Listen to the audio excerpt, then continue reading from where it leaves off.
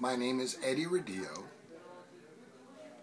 I am the author of the Tar Sand Song, which you can find on YouTube.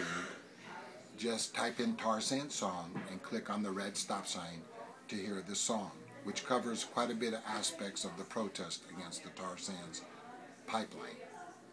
I entered into the Stop Tar Sands protest group in October of 2010.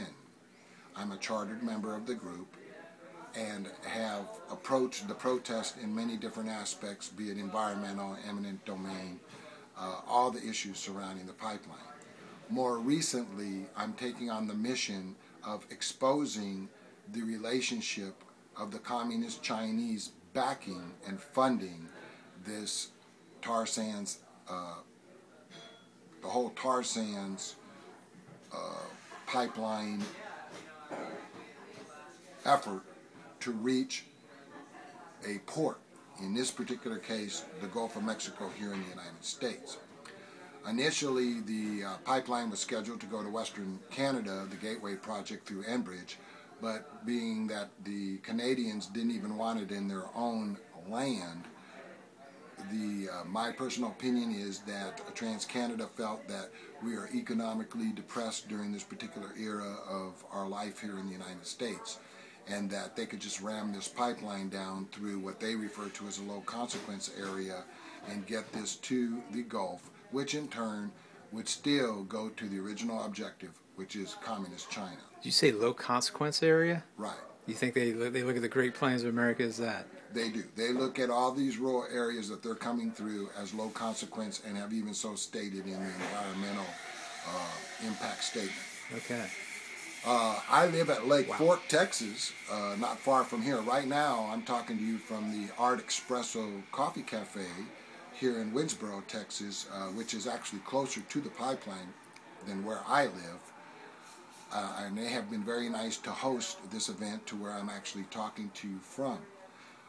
Lake Fork, Texas, where I live, is at risk from this pipeline because on the northern tip of Caney Creek, which is the large creek that is the little watersheds and gullies, etc., flow the water into this big Caney Creek, which is dammed up and causes Lake Fork, which is 26,000 acres of lake, which, I might add, is the reservoir for the Dallas area residents and is at risk of being contaminated if, in fact, there were a pipeline leak on the northern tip of this Caney Creek, where this pipeline crosses from Hopkins County and comes into Wood County, heading towards the Winsboro area where we are at right now.